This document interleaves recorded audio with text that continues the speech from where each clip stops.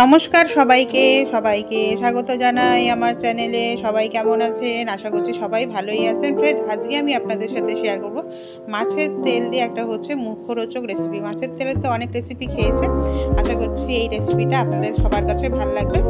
মাছের তেল দিয়ে একটা মুখরোচক রেসিপি। তার জন্য আমাদের প্রথমে নিয়ে নিতে হবে মাছের তেল। মাছের তেলগুলোকে আমি ধুয়ে ভালো করে পরিষ্কার করে নিয়েছি।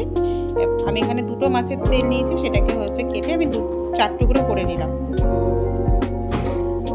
মাছের তেলটা কিন্তু ভালো করে ধুয়ে পরিষ্কার করে নেবেন, কারণ মাছের তেলের মধ্যে কিন্তু অনেক নোংরা থাকে। এবার আমি মাছের তেলগুলোকে কেটে একটা সাইডে রেখে দিলাম। এবার আমি নিয়ে নেব একটা পাত্র। আমি এখানে একটা মিক্সিং বোল নিয়েছি, তার মধ্যে আমি বেসন দিয়ে দিচ্ছি 3 চামচ। আমি এখানে বেসন দিলাম। আমার মাছের তেল দুটো ছিল, সেটাকে আমি 4 পিস করে নিয়েছি, তার জন্য আমি 3 চামচ বেসন। আর তার সাথে দিয়ে দিচ্ছি কর্নফ্লাওয়ার দিয়েছি আমি 1.5 চামচ এখানে কর্নফ্লাওয়ার ইউজ করেছি। তার সাথে ইউজ করব হলুদের গুঁড়ো, আর তার সাথে দিয়ে দিচ্ছি লঙ্কার গুঁড়ো, আর তার সাথে দিয়ে দেবো পরিমাণ মতন লবণ দিয়ে এবার এর মিশ্রণগুলোকে একটু ভালো করে, শুকনো মিশ্রণগুলোকে একটু ভালো করে আগে মিক্স করে নেব। তারপরে এর মধ্যে দিয়ে দেবো জল দিয়ে ব্যাটারটাকে ভালো করে ফ্যাটিয়ে রেখে দেবো কিছুক্ষণ। ব্যাটারটা যত ভালো ফ্যাটানো হবে রেসিপিটা তত মুচমুচে হবে এবং খেতে ভালো লাগবে। এর জন্য আর এখানে চাইলে আপনারা কিন্তু পেঁয়াজ কুচি বা আলাদা করে লঙ্কা কুচিও দিতে পারেন। আমি ওগুলো কিছুই দিইনি, আমি এরকমই নর্মালি ভেজেছি। নর্মালি এই ভাজাটাও কিন্তু খুব ভালো লাগে।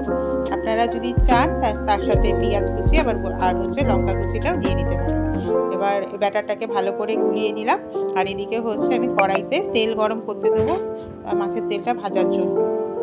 এটা ডিপ ফ্রাই করব, তার জন্য পরিমাণ মতন তেল দিয়ে নিলাম। এবার এর ব্যাটারটার মধ্যে সামান্য আমি একটুখানি দিয়ে দিলাম ইনো, আর তার সাথে দিয়ে দিচ্ছি সামান্য জল, যাতে ইনোটা ভালো করে জলের সাথে মিশে যায়, সম্পূর্ণ ব্যাটারের সাথে যাতে ভালো করে মিশে যায়। ওর জন্য সামান্য একটু লাস্টে জল দিয়ে ইনোটাকে মিক্স করে নিয়ে ব্যাটারটাকে আবার একটু ফ্যাটিয়ে নেব।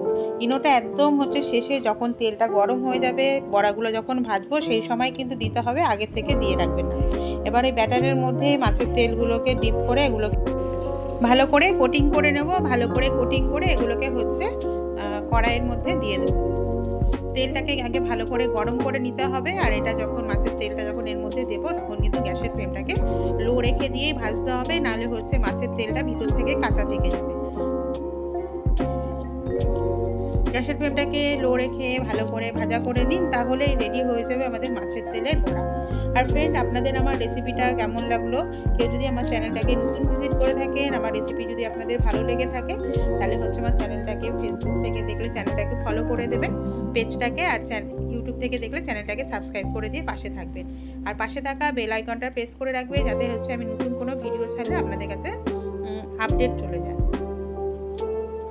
থ্যাংক ইউ সবাইকে সাথে থাকার জন্য। সবাই অনেক অনেক ভালোবাসা। সবাই খুব সুস্থ থাকবেন, ভালো থাকবেন। আবার দেখা হবে আপনাদের সাথে আমার কোনো একটা নতুন রেসিপি নিয়ে। আর পুরনো বন্ধুদেরকেও আমার অনেক অনেক ভালোবাসা। তোমাদের এত সুন্দর কমেন্ট করো তোমরা আমার ভিডিও দেখে। তোমরা যেন আমার ভিডিওটাকে পছন্দ করো, সেটা তোমাদের কমেন্টের মাধ্যমে আমাকে বোঝাও। তার জন্য তোমাদের অনেক অনেক ভালোবাসা। তাই তোমাদের সবাইকে বলছি, কেউ যদি আমার কাছে অন্য কোনো ধরনের রেসিপি দেখতে চাও, সেটাও কিন্তু আমাকে কমেন্ট করে জানিও। যদি আমার পক্ষে সম্ভব হয়, আমি অবশ্যই সেই রেসিপিটা ভিডিও করে তোমাদের সামনে তুলে ধরার চেষ্টা করব।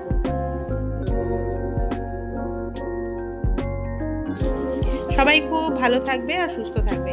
দেখো, আমি ভেঙে দেখিয়ে দিচ্ছি যে মাছের তেলটা কিন্তু ভিতর থেকেও কিন্তু সুন্দরভাবে কুক হয়ে গেছে। রান্না করার সময় কিন্তু গ্যাসের ফ্লেমটাকে লো রেখে ভাজতে হবে, আর যখন তুলে নেব তখন গ্যাসের ফ্লেমটাকে একটু হাই করে দেবো। টাটা সবাইকে।